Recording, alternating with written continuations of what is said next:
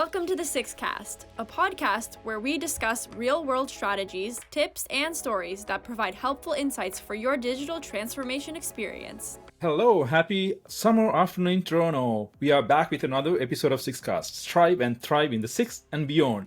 Today, we have a special guest, Shay Nulman, the co-founder and CFO of Mantaro Capital Corporation, joining us today. Hi. Shay, welcome to the show and thank you very much for joining. Thank you for the invitation. I look forward to this adventure.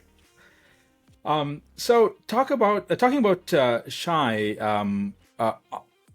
Shay and I met at a Schulich event a few months ago, and he asked this brilliant question during one of the breakout sessions. I think it was about economics, and I was very eloquent. And after the event, I said, "Man, your question was great." And then we immediately connected, and we went on talking for about maybe half an hour. I think we were late to the next session as well, but we immediately connected. We talked about work, and we talked about business and lives in general, and that's where I met Shay. In terms of his background, he's the co-founder and CFO of Mantaro Capital Corporation, an e-commerce company specialized in Amazon brand growth and development. Mantaro operates brands on Amazon marketplaces in the US, Canada, and certain countries in Europe as well. As you talked about, Shay, you are interested. You are in charge of the business development, M&A, financial reporting, resource management, financially, and of course operational oversight as well as the co-founder. Before Mantaro, he was a venture partner and a CFO at Gibraltar Ventures. Gibraltar Ventures. Apologize if I did mispronounce it. And also worked in equity research in Scotiabank. Lots of capital markets and venture and finance experience. Again, I'm so happy to have you here. There are lots of people looking for some quality knowledge and content every day. Cut through those. We want to cut through the noise and get to the real material. And not to forget, he is also a part-time instructor at Schulich School of Business. That's an interesting part.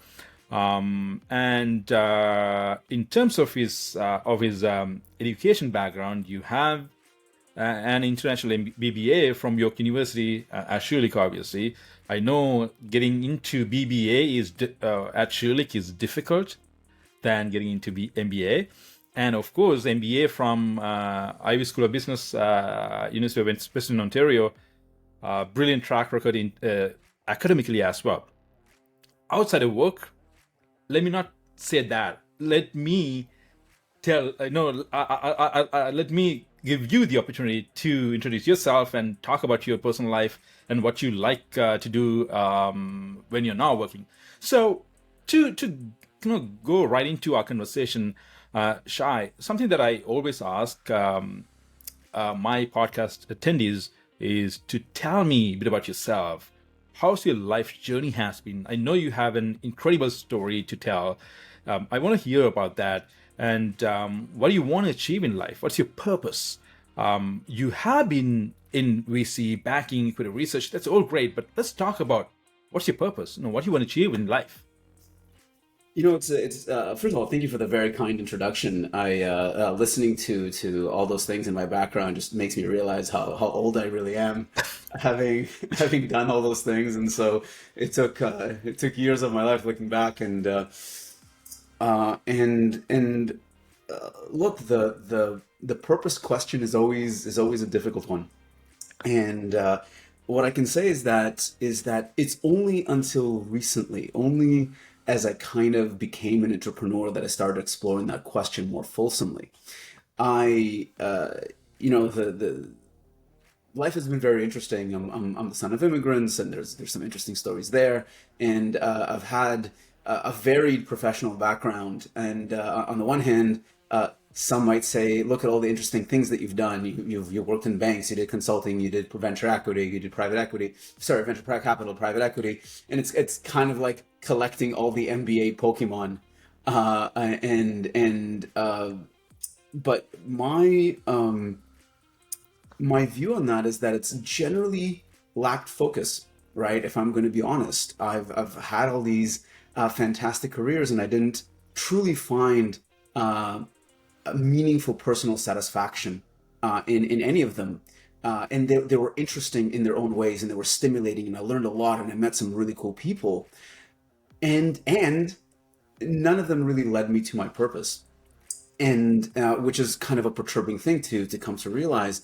And it was really only when I entered the sphere of entrepreneurship that I started asking myself the questions around, why am I really doing this? What is it that I really want out of my professional and personal experience? How do I harmonize my personal life, professional life, social life, my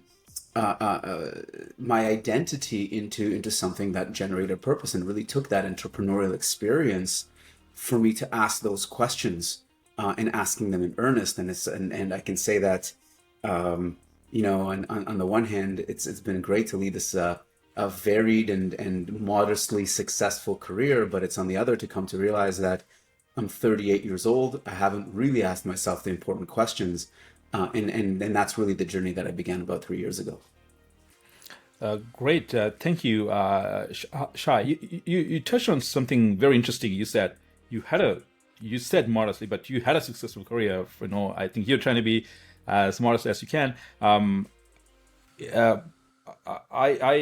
think it was a textbook perfect career after doing one of the top MBAs in the country, and having a great background.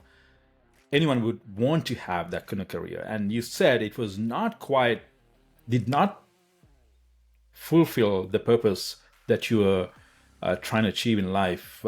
Let's talk about that. Sure. So I come from an immigrant family. My parents are Ukrainian Jewish. I was born in Israel. They undertook 2 immigrations to come here and had a very difficult life. They came to the age of Canada to Canada at the age of 50 with no English, and established themselves in medicine and academia, and really provided me with all the opportunities. And within that, there was always that immigrant parent voice of, you should do better, you should do more. And that's what I tried to do. I tried to do better. I tried to get better grades. I tried to get better jobs. I tried to get more letters behind my name. And one of the things that I found is that the discussions around what is it that I want out of life? What is it? What are you getting the better grades for? What are you getting the better job for? What do you want the higher salary for? Are conversations that I didn't end up having. Mm-hmm. And so, I was very fortunate in that I tended to do well academically. I tended to do well professionally. And I always find myself getting, call it an A result with a B effort going through life. And throughout my career, despite the fact that I've done well, I always felt like I've left something on the table. I spend time playing video games. I spend time socializing with friends, and much more excessively than I think someone should who's taking their life purpose more seriously. But by social convention, I got the rewards that I was meant to get. I got the jobs, and I got the promotions, and I got the accolades, and I got the GPA. And so there was a disconnect there, because I've never really had the conversation of what it is that I want out of life, and why does this all for, and what does an A really mean? And it was really until I started entrepreneurship when I became truly accountable to my investors, to my employees, to my business partners, that I realized that things needed to change. And I remember this one evening. This was about 3 years or so ago, when I was 38, and it was a particularly brutal week. And I remember that I decided to reward myself on a Friday night by staying up and eating junk food and playing video games and smoking pot until 5 o'clock in the morning. because I've had a hard week and I've deserved it. Right. And I remember walking back into my bedroom, and I caught a glimpse of myself in the mirror, and I didn't see that accomplished A student. I didn't see that VC PE banking consulting professional. I saw a middle-aged man who was old and tired and overweight and broken, and I realized that I needed to make some changes in my life. Or this venture, this entrepreneurial venture that I set out with would fail, and it would be my fault because I didn't step up and really became the best version of myself. And that's probably when I first started asking myself the hard questions of, how do I actualize my potential? How do I get the most out of life? How do I manifest the things that I really want? And starting the next day, a different journey began. That's an incredible turning point, actually, Shay. I had those moments in my life as well. There have been not too long ago, March 2020 hit, and everything was like all over the place. I didn't know what to do. I lost about 95% of my business. I had no contingency plans, and I understand people did have it. I love to live on the edge, traveling, investing in a house, and living pretty, I don't want to call it lavishly, but comfortably. And I got accustomed to that. And now everything went down. I lost about 95% of my business within a few phone calls. I am in e-commerce technology industry, but when businesses, my clients go down, I go down. And I had not diversified. I couldn't really fathom what I should do next. And I pretty much slept for about a week, if I remember right. I couldn't understand what I would do. And all I can think of is, how can I save my house? How can I save my grace? How can I save the cars that I was driving? How can I save everything and without being bankrupt? And of course, there were lots of packages came into place by the government. That's a different story.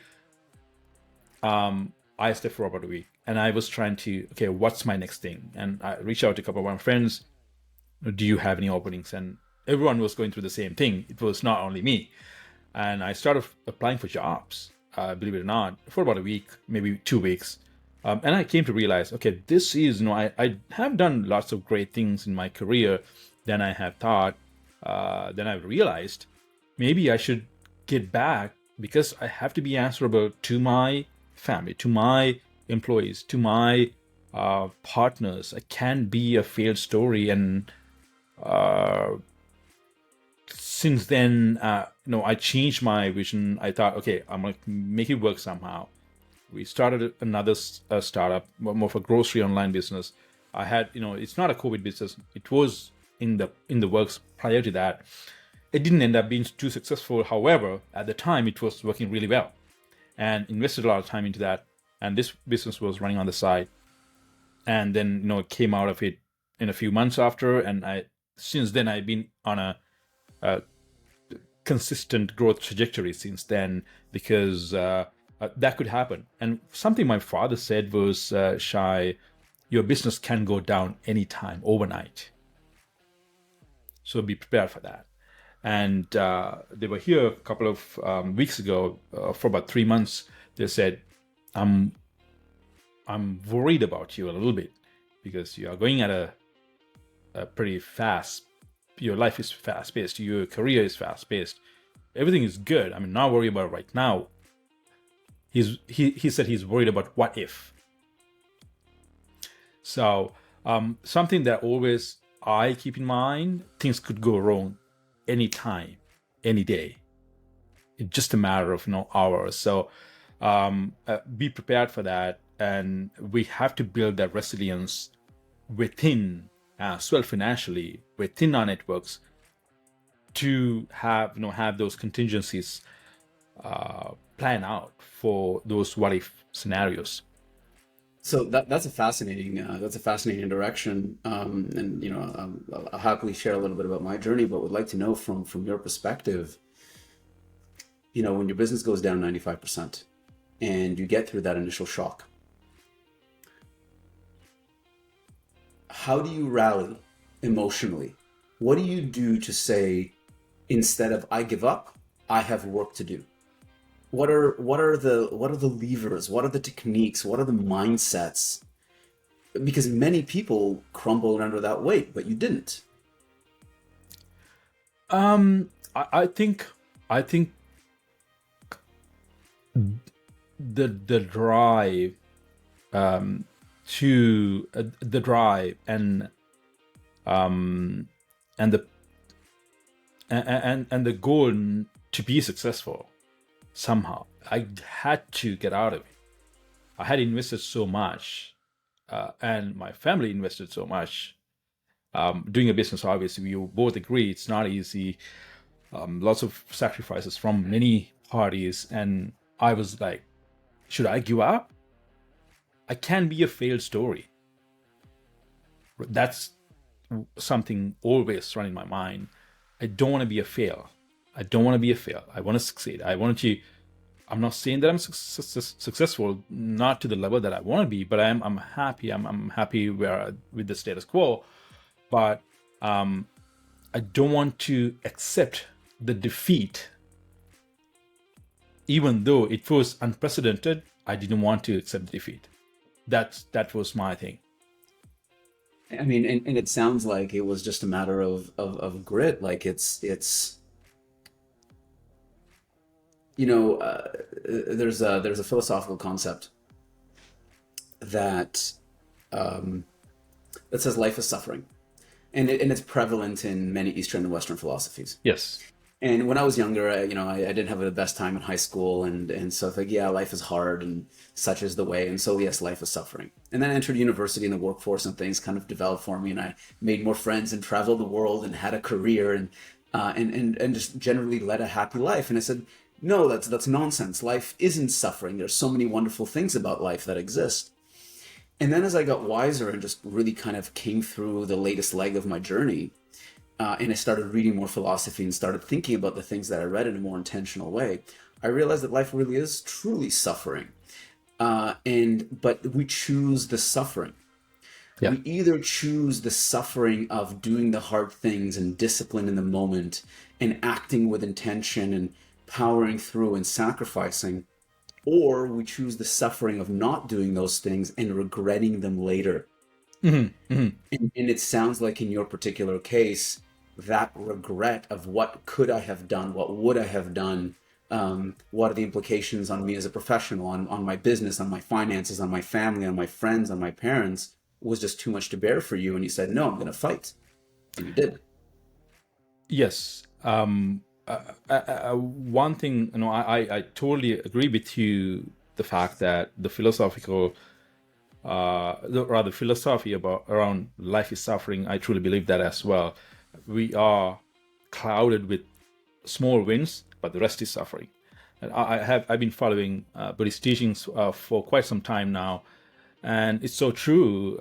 But even though we want to be happy for the moment, and we can be happy knowing that it is a challenge, knowing that the life is suffering, we can still be happy if you are doing, the righteous thing, if you have the righteous mindset, and if you're trying. It's about trying. It's about the journey. It's about the goal. It's about the destination too, but it's about the journey mostly. If you don't take a step, you'll never get closer to the destination, right? Every peak that you hit, there will be a valley. But as long as your direction is towards your destination, and if you go little by little, if you make that incremental progress, incremental changes, positive changes towards the goal, that's what I wanted to achieve as well. And I may not, that's something crossed my mind as well. A few years ago, Shay, I was like, I have seen successful people, a lot more successful people than I have, people with B behind their net worth. And I was like, can I ever be one? And I thought, maybe I should give up, right? Which was a wrong school of thought. And then I realized, okay, no, I'm going to keep trying, and I'm going to be happy with what I get. But keep trying. And same thing when I started the business in 2016, I had $0 in my hand. I was just barely paying my Schulich School of Business MBA fees. You know how much it is, not right? You teach there, obviously. Probably more than. I see very little of that money, to be honest. right, for sure. But it was paying for that was difficult. We had a house, and we were okay though. We were okay, but we were not quite ready for to pay for an MBA. It was, I paid the full price, $70,000-$80,000 altogether, maybe, or ended up being about $100,000. No, I don't resent a cent of that money. By the way, it was a great investment, I think, in my opinion, as far as I can understand, in my opinion. And I wanted to start the business. I wanted to make a change. The first course, the Skills for Leadership, made me realize I had so much potential than I thought that I had. And I was like, I'm going to start the business, but I have $0. I spoke to my then employer. I talk about this story all the time. They are still in very good, in terms with me. They are still my client. I said, my role is growing, and I'm in e-commerce. You need to hire more people. Why don't I take the work and provide you with services as an agency? And he agreed, and we worked on the numbers, very, very low numbers, obviously, but he was very supportive. He gave me the opportunity. He was, I really appreciate that today. And he got a great deal as well as a result. And that's how I started the business.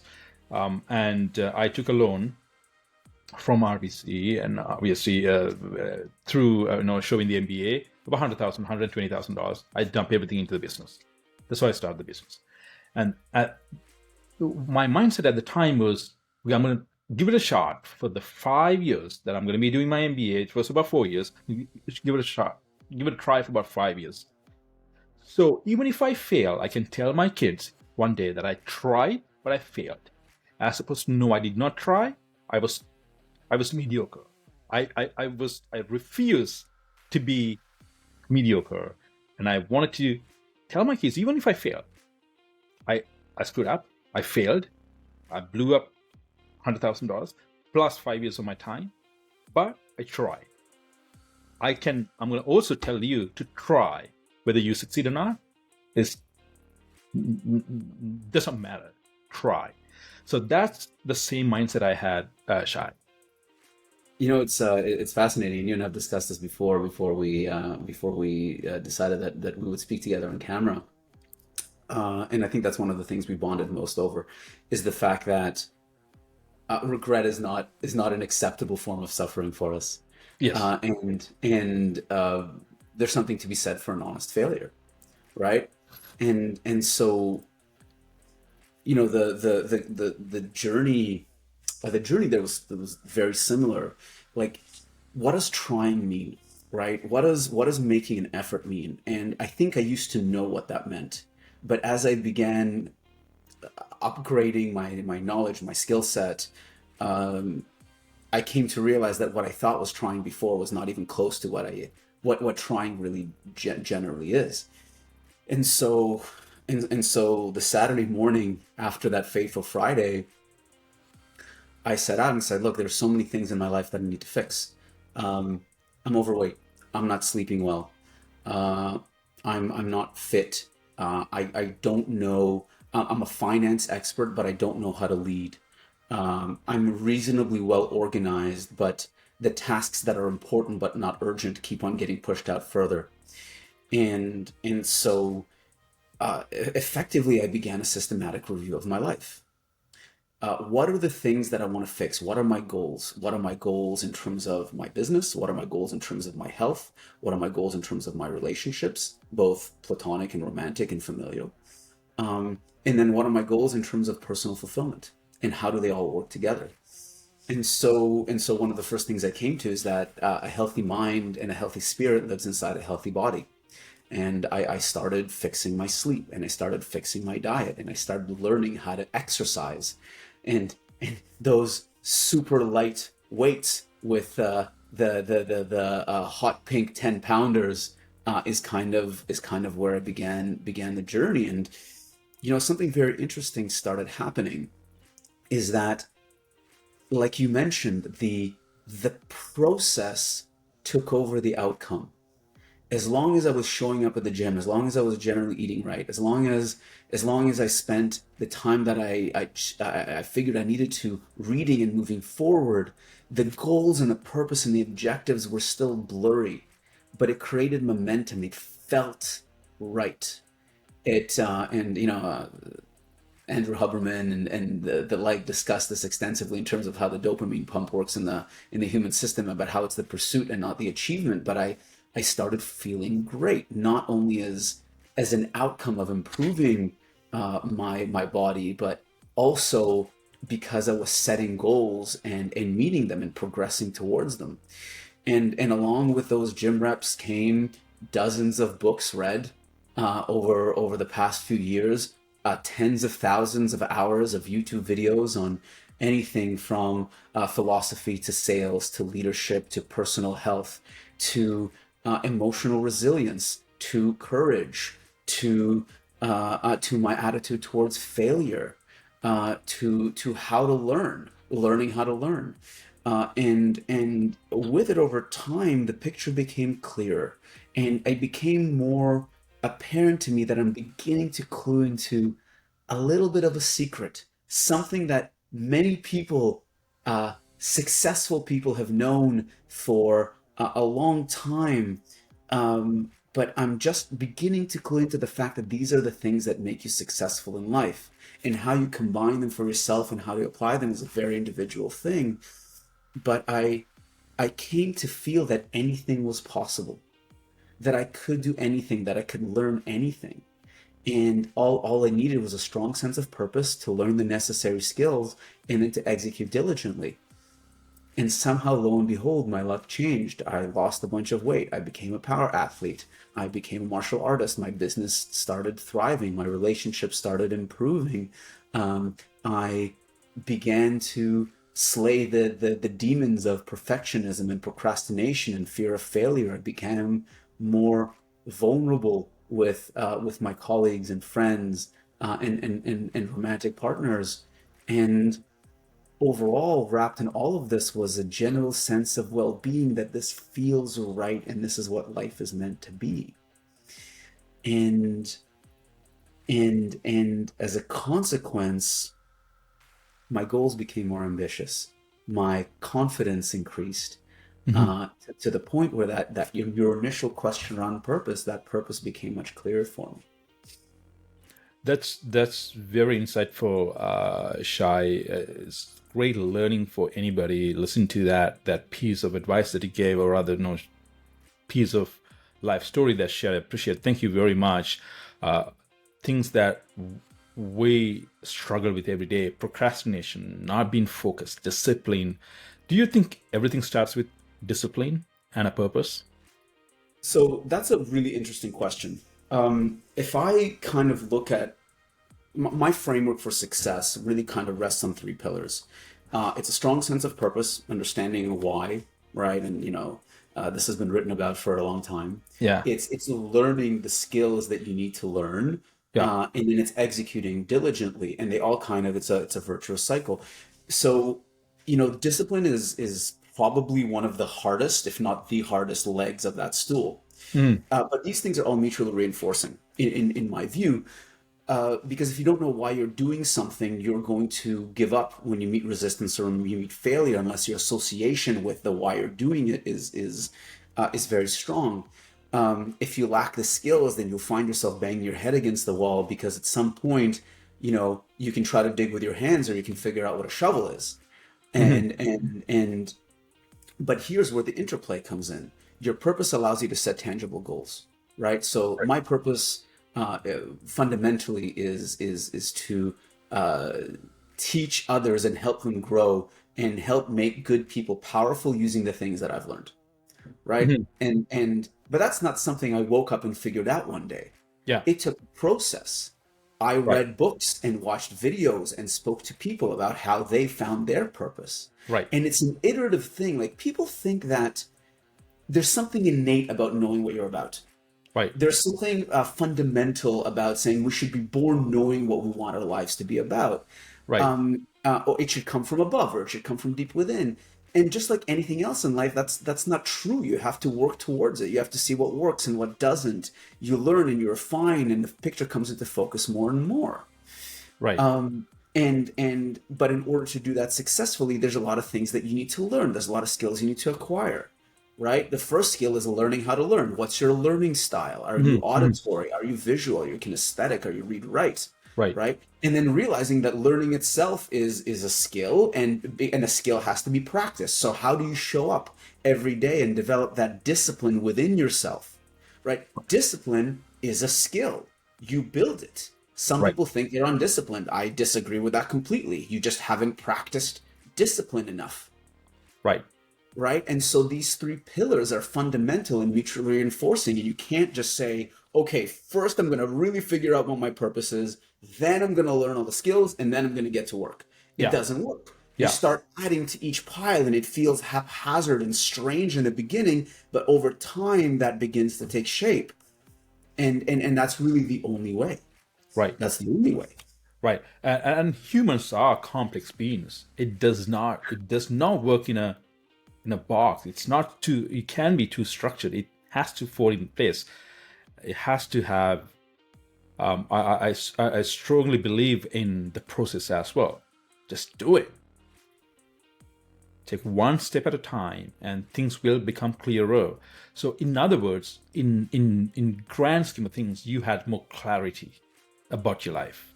That's what everything comes down to, if I understand right. That's a brilliant word. It really does seem like there's more clarity, because before it was haphazard. I want the promotion because of ego. I want the job because of prestige. I want this industry because it's intellectually interesting, which is a slightly better reason. But it's still meandering until you have that clarity as to why you've been put on this earth. And that clarity is not something that comes overnight. That clarity is a project. Clarity is a project and a process. Yeah. But now, adding to that, you were a successful person. Again, I am saying this again and again because you have done well. I appreciate that. I love hearing it. Don't stop. Well, I kind of froze for a bit. That's okay. You have done well in school. You have done, gone to the best business school that you can go in this country, in Canada. You've done well. You had the dream job working in the Bay Street of financial industry that any top MBA graduate would want to do.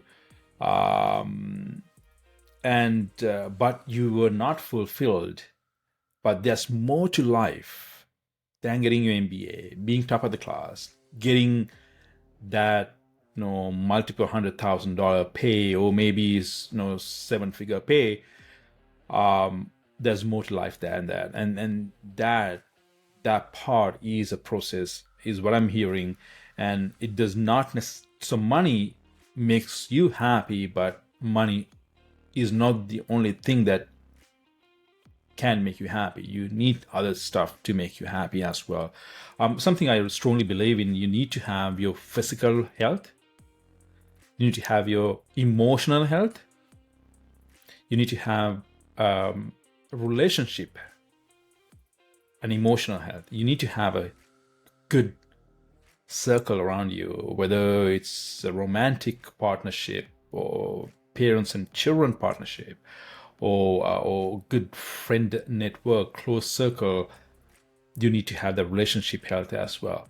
You need to have the spiritual health. You can be a strong person emotionally, you can be a strong person mentally, but if you're not spiritual about it, if you believe what you're doing is wrong, but you are still strong about it, That's not the right way to do it. And there had been mentally strong people in the past, in the history will tell us, right, who have done some vicious things, but they were mentally strong, but not spiritually. So I something I strongly believe myself as well, having that 4 to 5 health, physical, mental, emotional, relationship, and spiritual as well.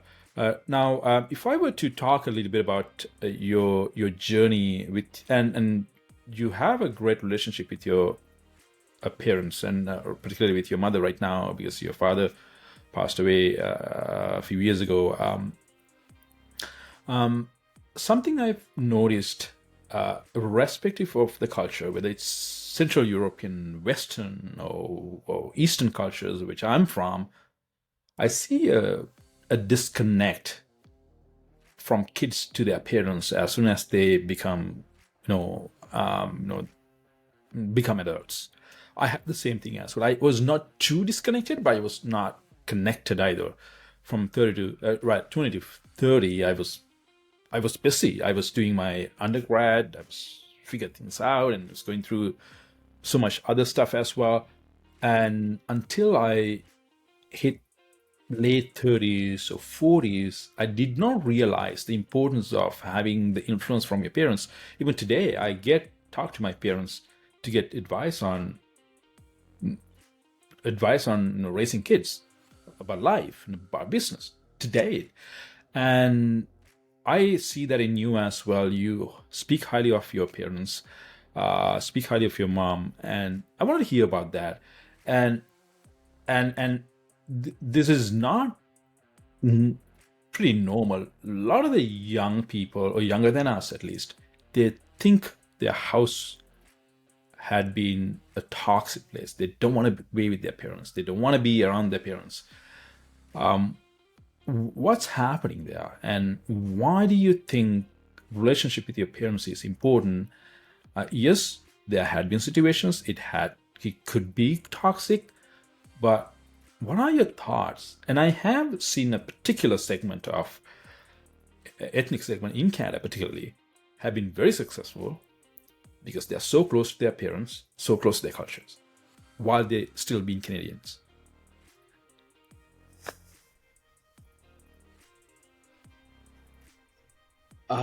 What a deeply profound question. Thank you. There's a lot there. The first thing I'll say is that I'm not a parent myself, and so anything that I say about raising kids is probably going to be utter rubbish. So maybe I won't talk about one generation down, but I'll talk about my relationship with my parents and my generation up. Look, there comes a time in our lives when we realize that our parents are human, and that they're flawed, and in some cases deeply flawed. And there are certainly people who grow up in households where, simply by virtue of the fact that they're related by blood to their parents, those parents didn't really give them much nurture. And that's a tragic circumstance for a child and a young adult, and even a fully mature adult, to go through without having those strong familial relationships. And I think that people like you and me are exceptionally lucky that our parents loved us and cared for us, even if they didn't really know how to do it, because back in the old country, they didn't have books on parenting, and they had real problems to deal with. And so real problems like food on the table and war and all kinds of things. I'll tell you very briefly about my parents' circumstances and how exceptionally brilliant they were. And in the same breath, as to how, by virtue of them being exceptionally brilliant, they weren't kind of the sitcom parents that many people hope they grew up with, or wish they grew up with, or think it's normal to grow up with.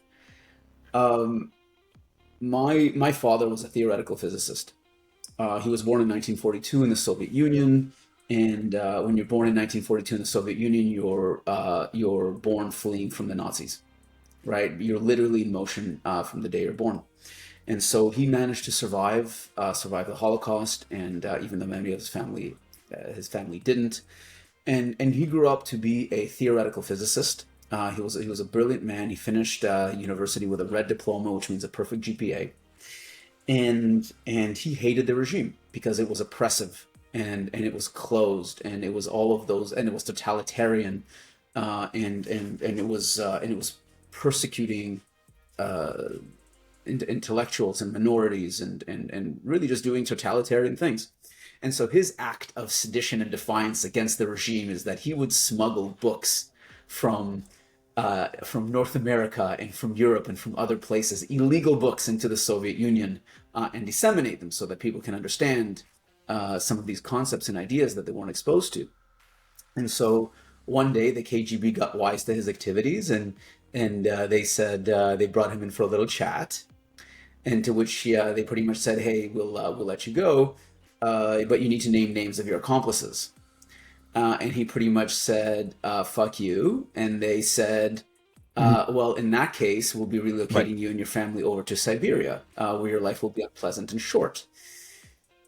And to which he said, "You're fully within your right and power to do so, but I have sent letters to media agencies in the UK and the United States, and if I get disappeared, it will be very embarrassing for you." Right. To which they then changed their tune and said, "All right, Jew, take your filthy Jew family and move to your filthy Jew promised land, and we never want to see you again." Right. And that really defined the immigration to Israel, and where they spent the rest of their lives. Or their lives up to a point where I was born, and they realized that was no longer a safe space, and then immigrated to Canada. So 2 immigrations. The second at the age of 50 with no English.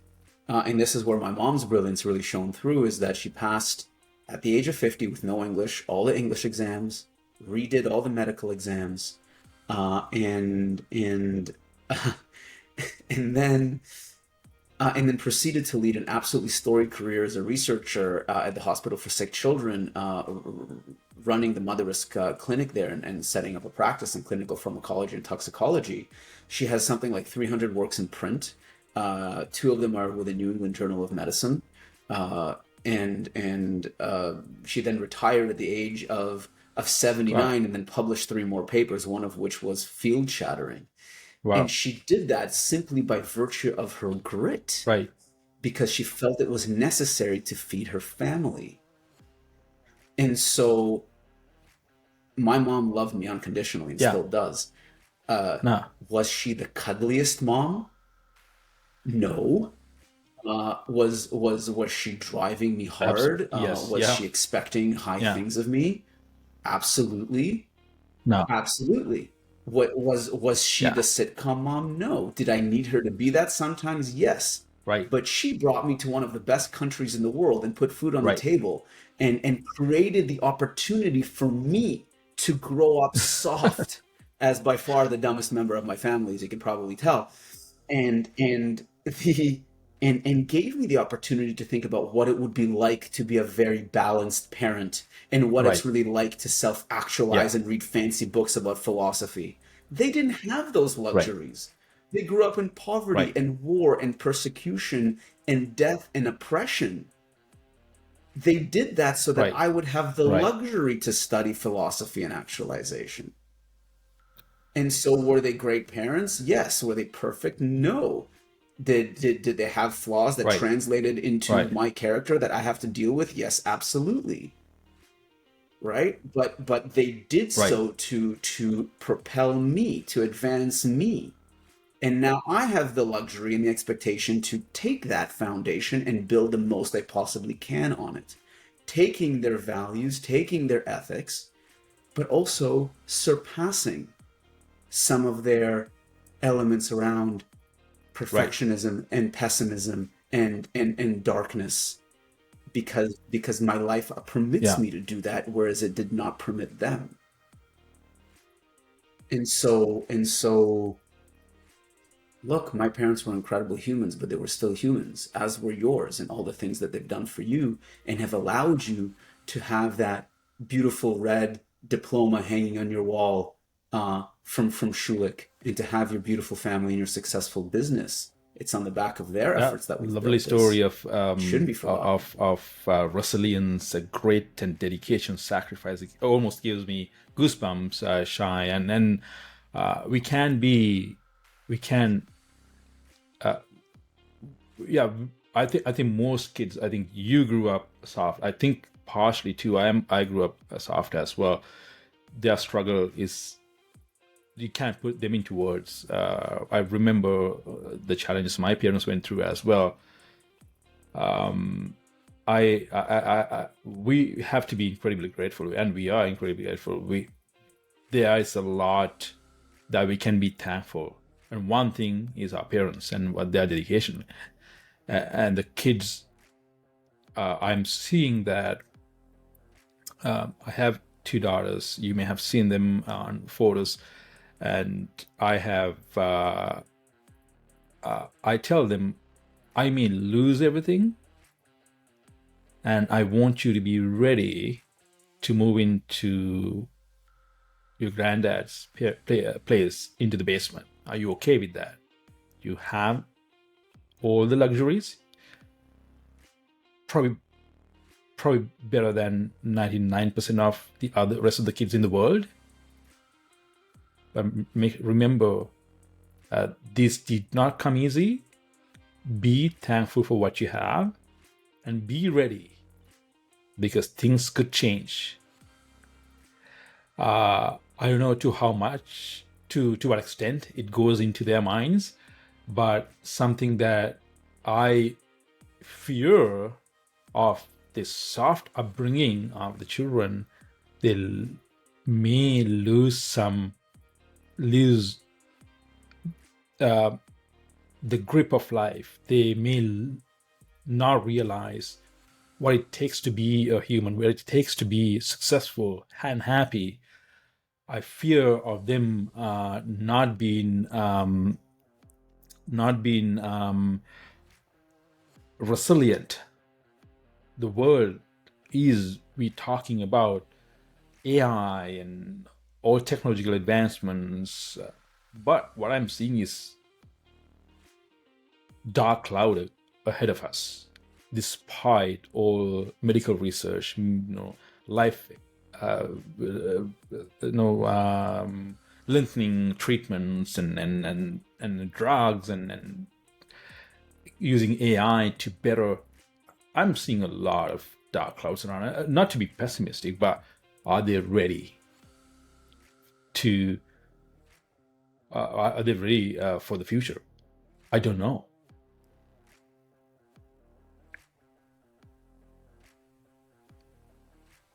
I mean, that's a tough one. I mean, look, I think the world can be definitely heading to some pretty dark directions.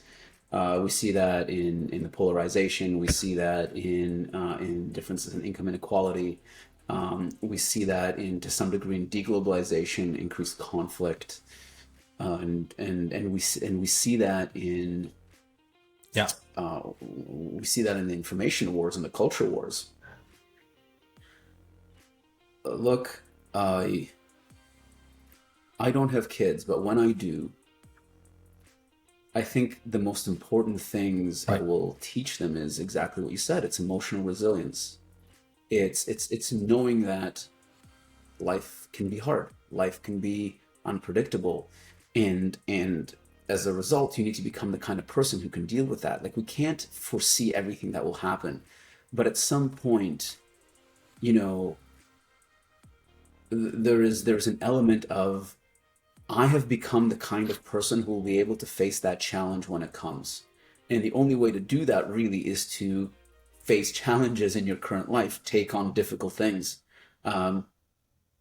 suffer through failure and disappointment, and heartbreak and disease and loss and all of those things, because if you don't, then you will continue to be soft. And so when I raise my kids, I'm hoping that I can do things like put them into individual sports like martial arts, where they can stand a level of physical pain, and learn how to defend themselves, where I can put them into team sports where they can adjust to difficult social hierarchies and learn to collaborate and learn to stand up for themselves.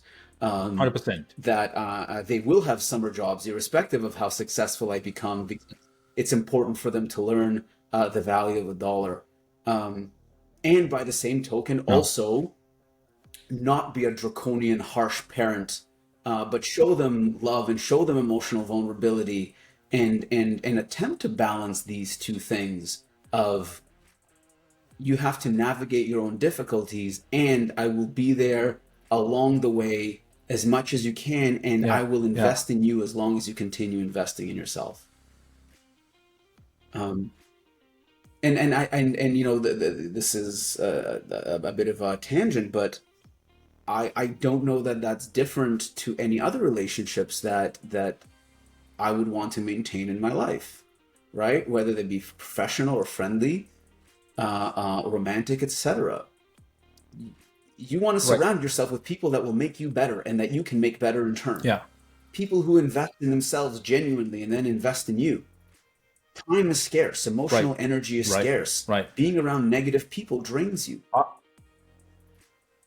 Right? And so, and so that's like, there's a broader thing there than parents and kids, I think. You know, adopting the same mindset with other relationships as well. Any relationship, it's like maintaining your garden, right? If you don't take care of it, it'll look bad. You will have weed coming through your garden and make it look like ugly, or rather maintaining your house, right? You gotta maintain your relationships, whether it's a romantic relationship with kids. You gotta keep working on it. You can give up. You can sell the house, you can abandon it, but you're going to be hopeless, right? It's like that. It is about work. Life is not a walk in the park. It's hard work. And if someone is super lucky to get everything that they want, you know, bless them, great. But what are the chances? Something that a daughter wanted to be recently. I asked her, what do you want to be? She said, I want to be a YouTuber. I said, great. That's lovely. But do you know the probability of you being top 1% of, 0.1%, top 0.1% YouTubers to make a living is slim to none, right? You have one chance, maybe two chances, very little. But if you do well in school, there are at least 400 spots in a university, right? Ivy League, you may get 20 spots. You still have better chances, right? I don't want you to be at the mercy of someone else's viewership or someone liking your post. I'd rather you work hard for it. If you still want to be a YouTuber, for sure. But if you want to do some real good work and make a positive social impact, work hard, go to school, do better. Things don't come easy, as opposed to going the other way. No disrespect to those who have been successful on YouTube, but not everyone can be. Right? And you are at the mercy of someone else. No, I don't want you to be on the driver's seat of your life, as opposed to having someone else, hoping that someone else watch your video. No.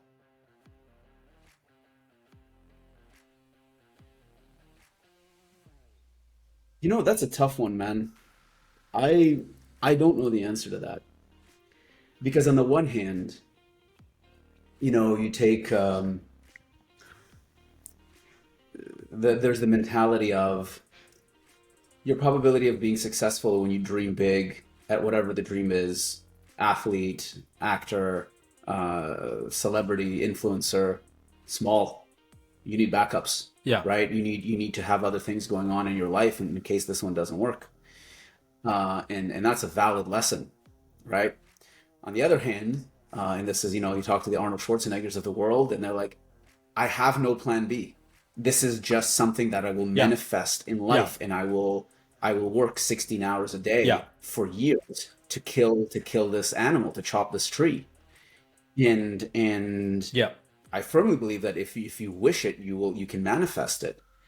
And I don't know what to tell my kids when it comes to something like this. If my kid says, I want to be an artist, I'd say fantastic. Well, I mean, first of all, the conversation is, what is it about art that makes you want to commit your life to it, right? And understanding that it aligns with your values. That's separate. But, should you get an engineering degree and do art on the side? Should you do art and do engineering on the side? I don't know, man. I think I think that... True.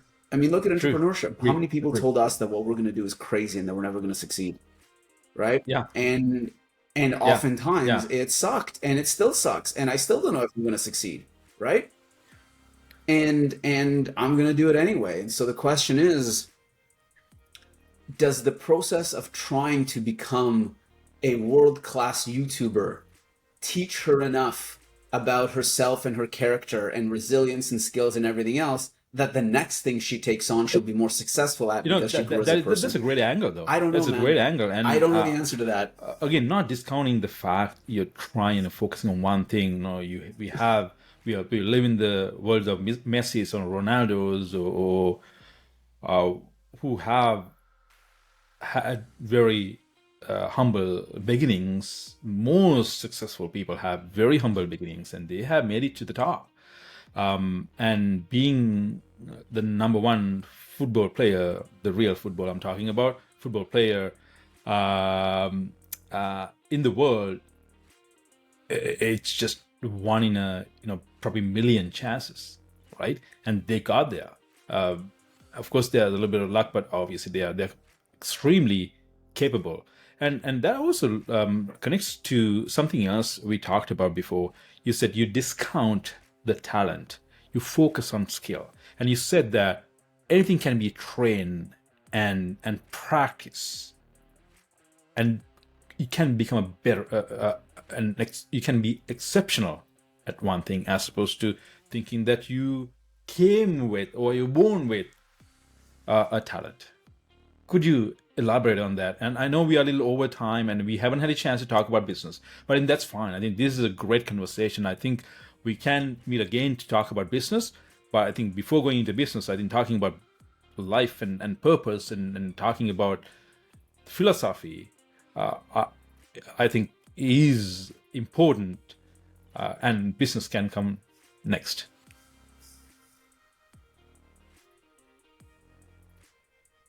That's hilarious. So first of all, thank you for that question. I think that's something I'm particularly passionate about. The second thing I'll tell you is that I'm kind of cheating because this is my business. Okay. And so we could talk about that in a moment too. Look, when I was younger, I was always told, you're bright, you will do great things. And I think that's probably did me the biggest disservice ever. Right. Because what it means is that it meant that either I can get something without trying, been most of my life, or if I did something, or if I tried and failed, that was beyond my talent. And there's a brilliant book called Mindset by an author called Carol Dweck, which speaks about fixed mindset versus growth mindset. And really it's the notion I described was that it's a fixed mindset. Like there's a certain amount of talent, I can get as far as I can. And it creates just an absolutely awful relationship with failure and with learning and with self-image and with ego, as opposed to a growth mindset, which is, I'm flexible, I'm malleable, I have some talents but not others, and ultimately if I work hard enough and I care enough and I learn enough, then I can get great at anything. And so within that is the fundamental tenet that that anything is a skill.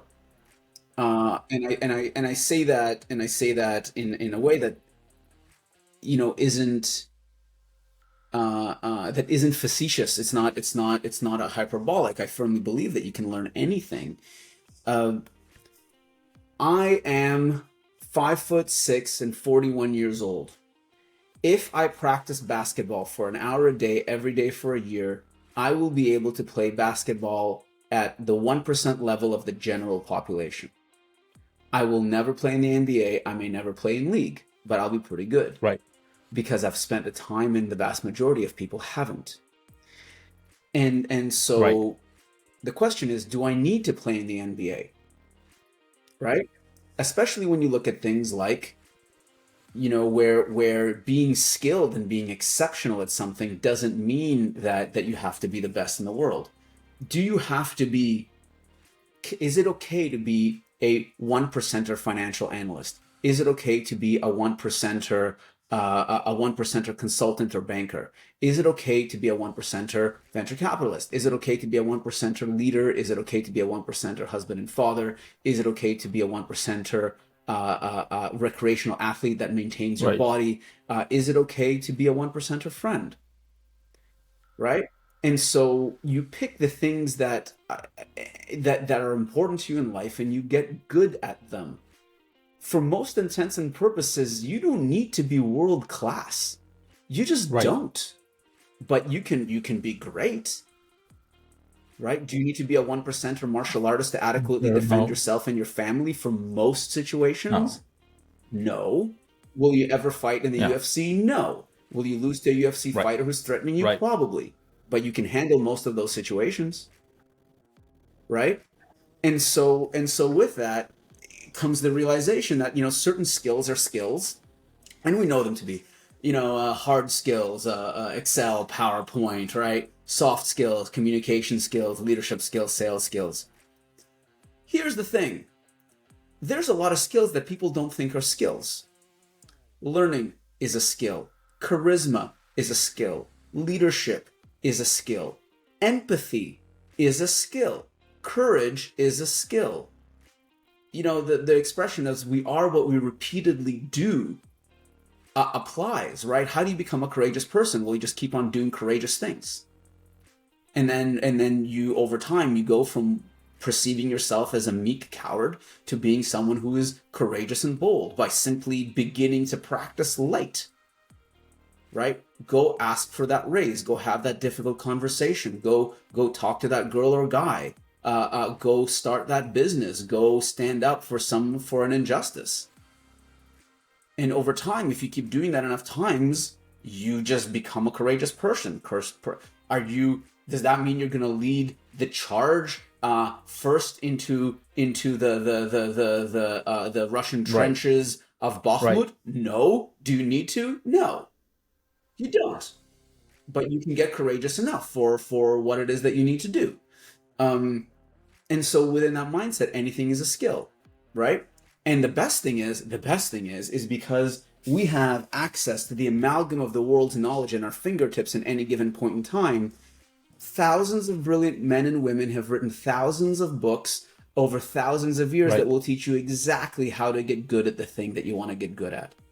If you go on YouTube right now and say, I want to be more charismatic, or I want to be a better leader, or I want to be more courageous, there are Right. hundreds of hours of content that will start you on your journey. And so look, I think talent is great. Right. Natural ability is great.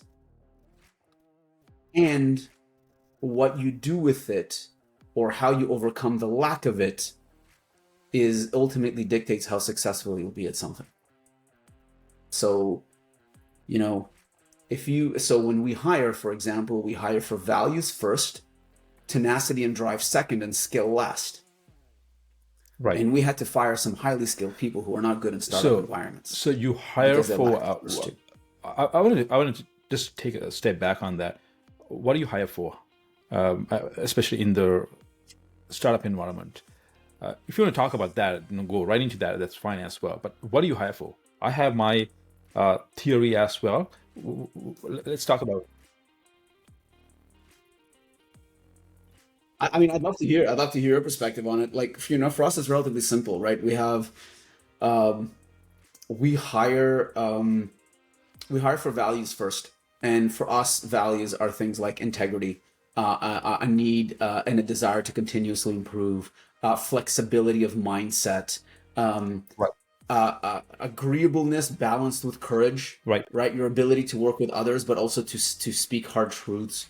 A good work ethic, and generally an intention to become the best version of yourself. If you're that kind of person, we can teach you anything. We can teach you anything. As a matter of fact, we we are happy to teach you anything that you want, and to have. And if your dream lies outside of our company, then that's fantastic. Because your objective shouldn't be to work for a company. Maybe it is. You have your own dreams. Let's arm you with the things to build those dreams. But fundamentally, it starts with values. And second, it starts with drive, right? Because, the Stoics there's a very famous expression that says that courage is principal among virtues, because without courage, there are no virtues. And if you have a bunch of values but can stand by none of them because you lack the courage or the tenacity, then do you really have those values? I can teach you how to sell on Amazon. I can teach you how to do financial analysis. I can teach you how to do PPC. Right. I can't teach you to want to love life. Lovely insights, Shay, and very similar to your approach in hiring. I look at number one, values. Do you have integrity? Are you a good person, empathetic, kind person who, starting with respecting your parents, right? You're a good person, number one. If you're not a good person, there's no place in our business. It's hard to gauge, to be honest with you, though. You won't know until you really know, right? Number two, attitude. You have the drive. Do you call in sick all the time? Do you are you habitually late? Or do you have are you teachable? Do you have the can-do attitude? No, I will take care of it. Are you the person that others can work with? Are you the person that is flexible? If this job is completed, do you want to look for other jobs, other tasks that you can complete at the time? Third is obviously the skill and the academia, the formal education comes into play. Any skill can be taught, and upon practicing, you can be at the top 10%. That's all you need. You don't have to be the top 1%. 100% agree, right? All you need. That's brilliant. You actually mentioned a bunch that we look for that I totally left. Like, obviously integrity, obviously kindness, like obviously empathy, right? Of course. We're all humans at the end of the day working towards a common goal. Like, Bay Street was great, but in some ways, but did I love all the humans I worked with? No. Why? Because many of them lacked integrity and empathy and kindness and warmth. And not to dump on Bay Street, because, love you guys, but and we have seen that in that's a common thing. So yeah, many you're absolutely right. Movies and stories that we heard of about businesses. You got to be a shark, and everyone else doesn't really matter. Do you really believe in that in Shay? And what do you think? Do you think you have to be a good human being to be successful in business, or is it just short term?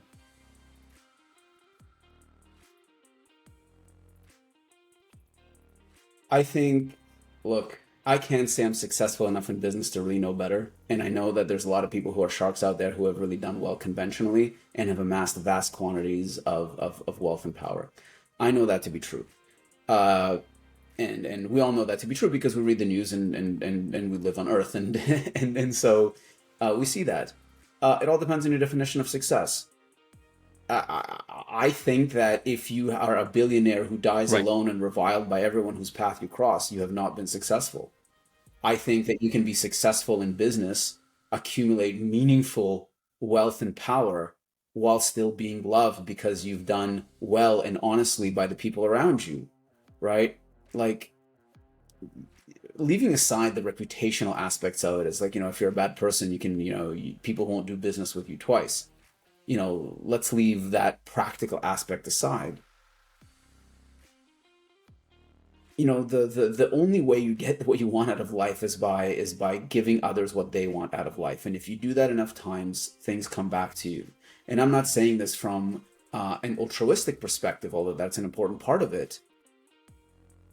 look, Right. our customers love us for the most part, Right. because we do good work for Right. them, because we care, because we're engaged, because Right. we Right. charge them fairly for good work and aim to delight them. Right? And yes, we can charge more and we Right. can cut corners and do Right. stuff, but we would lose customers. Right? And so, and moreover, it's not fun to work in an environment, in my opinion, where you're always trying to Right. like screw the other guy or screw your counterparty or climb to the top. Like, life is adversarial enough as it is that it just, you can be successful and still be kind and still be generous. Now, that said, Right. you can't be weak. You can't be taken advantage of. Right? And so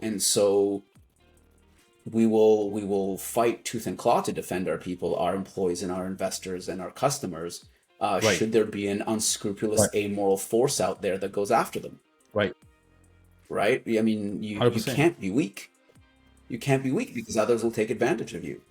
And so, you know, at the risk of using, you know, something from back in the high school days, like, be the kind of person who doesn't start fights, but be the kind of person who finishes them. In other words, you don't want to be a rabbit.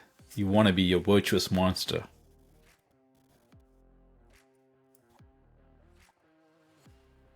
That's right. That's very it's not mine, Peterson-esque. That's a lot of Jordan Peterson stuff right there. That is definitely. Yeah, that is, yeah. By the way, I love this was line also about right. that. You know, you can't be so naive and too humble, too nice, and you can get advantage of people can get advantage of you, and you don't want to be. Again, to share another story. We were working. Family was working in the streets of Tulum in Mexico, a beautiful little town closer to Cancun. This boy was selling some necklaces, and my daughter asked me, "Can I feel sad for the boy? Can I buy something from him? I think I have some cash." You know, she probably had some piggy bank money, and I said, "Sure. I'm glad that you are thinking like that. I want to, you want to help someone else." And then she was, I applauded her generosity, and of course I had to make the deal, right? And I said, "How much are these?" He said some sort of an astronomical number. Obviously, they see us as tourists, and I said, "I don't think the amount is right." And immediately his mom came into picture. Again, beautiful town, obviously, and very casual. And they said, "Okay, that's okay. Give me this." I don't remember the exact numbers, but a fair number. Still, it was too much. But I was like, "That's okay. I'm not gonna negotiate with a child seller or underprivileged family." And I was okay. It's okay. I'm gonna pay. And then my daughter got the necklaces, and they were happy. I thought, my daughter, "It's very nice of you that you thought about that. I'm happy that you have these kind of traits. But remember one thing." And she completed the sentence for me: "Don't let people take advantage of you." So I'm like, yes, that's exactly what I'm saying, right? So I'm happy about the whole incident, and it was a great learning, and you don't have to feel unjust, or you don't have to hesitate to say no. You don't have to say, push back. You don't have to let people take advantage of you just because you are so empathetic, nice, and kind and friendly. All that is true. You can still be.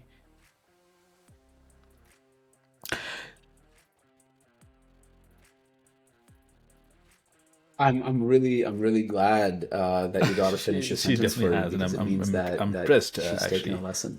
with the fact that she finished the sentence. I pause very often when I talk, and she completed the sentence for me. Shai, this has been an amazing, thought-provoking, philosophical conversation. I wanted to get into the business side of things as well. Oh, do you think business can wait for another day?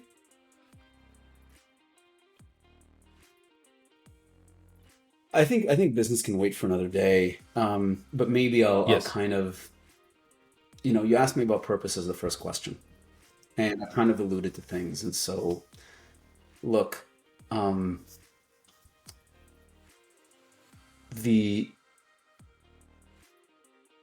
can talk about Mantaro, and we can talk about Amazon, and we can talk about some of those things that we do more tactically another day. But maybe I'd like to share kind of what business means to me, what doing business means to me, and how that relates to my purpose. The reason I run Mantaro is I mean, I enjoy the work, and it's great to be able to provide good service to customers, and it's great to see some brands be able to sell on difficult channels like Amazon. But first and foremost, it comes to me in terms of being able to develop my people. The people who work for Mantaro, the people who work with us, there's an implicit agreement, and that agreement is that you come to our company and you tell us what you want out of life. And if you're the kind of person whose values and drive align to what the company needs, and to what fits in the culture, the work that you do will be in service of your dreams, not the company's. The work will simply be practice for what it is that you want to achieve. It will be the practice of discipline and skill building and purpose crafting, and the work itself will be the reps at the gym. In the sense that when we go to the gym, we don't go to the gym so that we can lift the weight.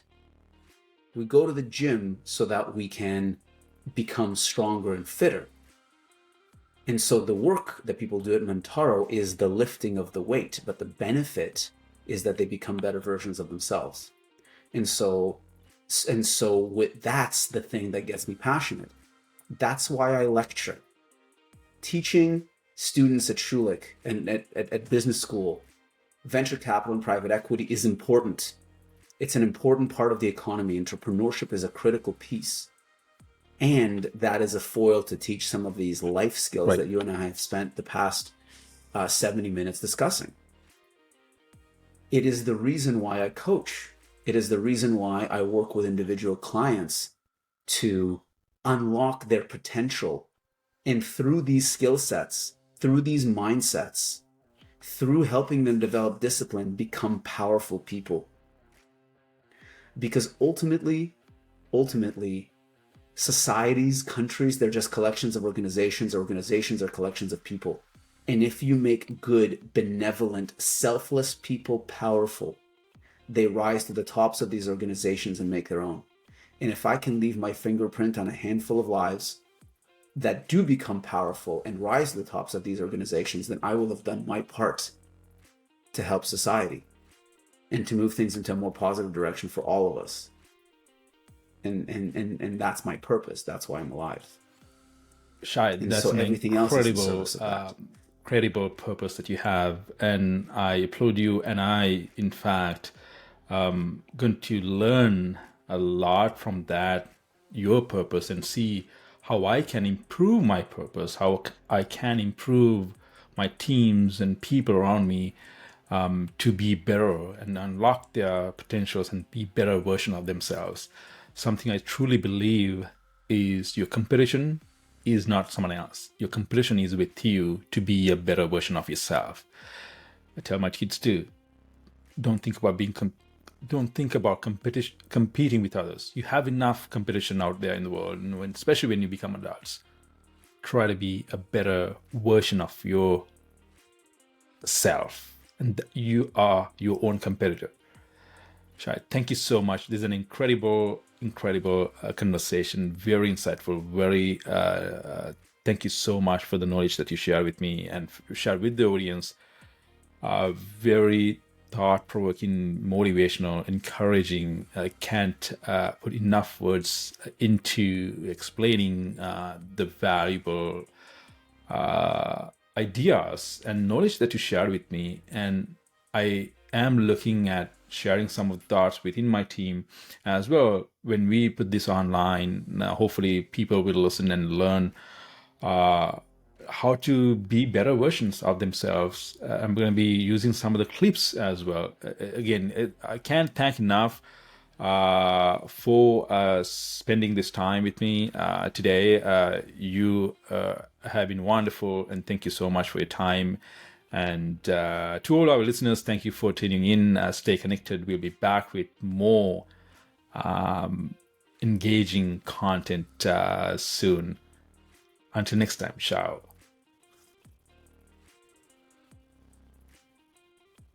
Waruna, I just want to say thank you for your hospitality and for your kindness, and for giving me an opportunity to share a few ideas, and if they can help your audience or your company or even you and your family, then that is very humbling for me. And so really truly thank you, Shay. Thank you very much. Thank you for your hospitality and invitation. Thanks for listening to this week's episode of the Sixcast. We'd love to connect with you, so feel free to comment or reshare. You can also find us on Instagram, Facebook, Twitter, and LinkedIn at Six Senses. Bye for now.